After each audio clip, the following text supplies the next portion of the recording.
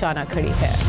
मैं कौम को ये बता सकता हूँ बिला खौफ तरदीद कि 5 जहाज नहीं, आपने इन शाहीनों ने 6 जहाज दुश्मन के मारे हैं।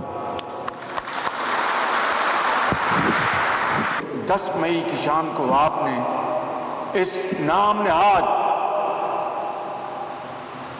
थानेदार का बुत पाश कर दिया। आपने अपने JF-17 और दूसरे जो आपके चाइनीज शनाख्ती जहाज़ हैं, उसके साथ आपने राफेल को जो आपने निशाना बनाया है, क़यामत तक मोदी इसको याद रखें। पाकिस्तान ने भारत के 5 नहीं 6 तैयारे गिराए। वज़ीर आज़म ने कहा कि दुश्मन ने आलमी ताकतों को बता रखा था कि वो खित्ते के थानेदार हैं। 10 मई की शाम को नाम नहाद थानेदार का बुत पाश कर दिया। चीनी जहाज़ों ने राफेल की तबाही मोदी क़यामत तक याद रखेगा। दुश्मन ने अपनी ताकत का लोहा मनवाने के लिए अरबों डॉलर का असलहा ख़रीदा। भरपूर जवाब से खित्ते में ताकत का तवाज़ुन बदल गया। मुख्तसर जंग में दुश्मन के दांत तोड़ डाले। भारत अब कभी घमंड में मुब्तला नहीं होगा। दोबारा मैली आंख से देखा तो पाँव के नीचे से ज़मीन खींच लेंगे। अपनी आला तरीन जो महारत है आपकी, उससे आपने पूरी दुनिया को विरता हैरत में डाल दिया। फौज पाकिस्तान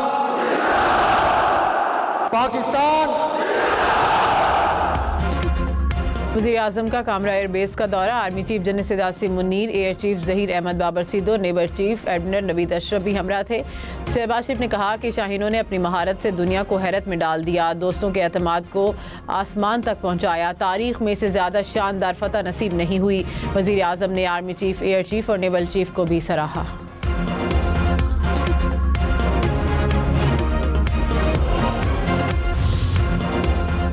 वज़ीर आज़म ने भारत को अमन की पेशकश दोहरा दी। कहा कि दुश्मन ने घमंड में हमारी अमन की पेशकश को ठुकराया। भारत ने अपने हमले में बच्चों को शहीद किया। दुश्मन की फौजी तंसीबात पर निशाना लगा तो उनके होश गुम हो गए। जंगी जनून का बुखार उतर गया तो अब अमन की बात करो। पाकिस्तान अमन के लिए तैयार है। मसला कश्मीर को अक़वाम मुत्तहिदा की करारदादों के मुताबिक हल किया जाए। दहशतगर्दी ख़त्म करनी है तो आएँ बैठें। नायब वज़ीर आज़म इसहाक़ डार ने कहा कि पाक भारत DGMOs का 18 मई को राब्ता होगा। अफवाज को नॉर्मल सतह पर ले जाने का सिलसिला चलता रहेगा। सीज़ फायर के लिए किसी को दरख्वास्त नहीं दी। हमने किसी को नहीं कहा कि जाकर उन्हें रोकें। अमरीकी वज़ीर ख़ारजा ने बताया कि भारत जंग बंदी चाहता है। ताकत का तवाज़ुन बहाल करके एक तरफा भारतीय बयानिया रद्द कर दिया। भारत का बयानिया इस बार दुनिया में नहीं बिका। पेट्रोल की कीमत बरकरार। डीजल 2 रुपये सस्ता। डीजल की नई कीमत 254 रुपये 64 पैसे फ़ी लीटर हो गई। पेट्रोल की पुरानी कीमत 252 रुपये 63 पैसे फ़ी लीटर बरकरार। नई कीमतों का इत्तलाक हो गया।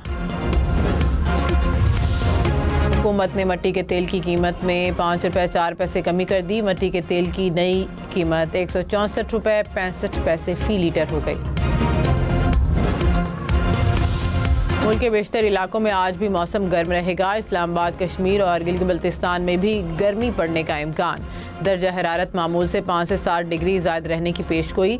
रावलपिंडी में पारा 41, इस्लामाबाद में 42, हैदराबाद में 43 और पेशावर में 44 तक पहुँचने का इम्कान। सिब्बी, मुल्तान में दर्जा हरारत 45, भावलपुर, सखर, नवाबशाह और डेरा इस्माइल खान में 46 डिग्री तक जाएगा। लोकंडी में पारा 47, DG खान में 48 और तुरबत में 49 डिग्री तक छूने का इम्कान।